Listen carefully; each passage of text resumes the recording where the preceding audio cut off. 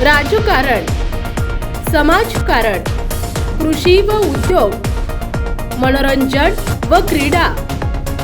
आपण पाहत आहात न्यूज 18 महाराष्ट्र. आवाज महाराष्ट्राचा.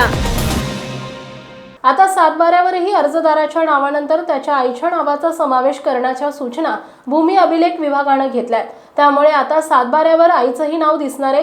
भूमी अभिलेख विभागाने घेतलेल्या निर्णयानुसार यापुढे सातबाऱ्यावर आईचं नाव लागणार आहे.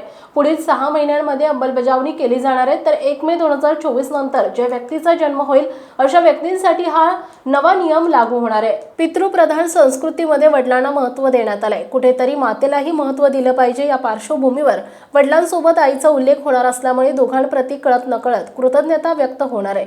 गेल्या काही दिवसांपूर्वी राज्य सरकारनं सरकारी कागदपत्रांमध्ये महिलांच्या नावाचा समावेश करण्याचा निर्णय घेतला होता. या निर्णयानंतर आता सातबाऱ्यावरही अर्जदाराच्या नावानंतर त्याच्या आईच्या नावाचा समावेश करण्याच्या सूचना भूमी अभिलेख विभागाने घेतलाय. त्यामुळे आता सातबाऱ्यावर आईचंही नाव दिसणार आहे. भूमी अभिलेख विभागाने घेतलेल्या निर्णयानुसार यापुढे सातबाऱ्यावर आईचं नाव लागणार आहे. पुढील 6 महिन्यांमध्ये अंमलबजावणी केली जाणार आहे. तर 1 मे 2024 नंतर ज्या व्यक्तीचा जन्म होईल अशा व्यक्तींसाठी हा नवा नियम लागू होणार आहे.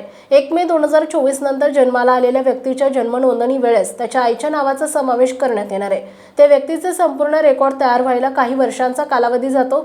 सध्याच्या व्यक्तींच्या नावासोबत आईच्या नावाचा समावेश करता येईल, परंतु त्यासाठी आईच्या नावाचा नवा रकाना तयार करण्यात येणार आहे. त्याबाबत संगणक प्रणालीत तसे बदल करण्यात येणार आहे. त्या प्रक्रियेला 3 ते 6 महिन्यांचा कालावधी लागण्याची शक्यता आहे. त्यामुळे येत्या 5 ते 6 महिन्यात जुन्या व्यक्तींच्या नावासोबत आईच्या नावाचा उल्लेख करणं शक्य होणार आहे. त्यासाठी संबंधित व्यक्तीला ती महिला त्याची आई असल्याचा पुरावा द्यावा लागणार आहे. त्यानंतर त्या व्यक्तीच्या नावासोबत आईचं नाव लावलं जाईल. या संदर्भातील पुरावे दाखल केल्यानंतर तलाट्यामार्फत शहानिशा करून नोंद होणार असल्याची माहिती ई फेरफार प्रकल्पाच्या संचालिका सरिता नरके यांनी सांगितलंय. आपण पाहताय न्यूज 18 महाराष्ट्र.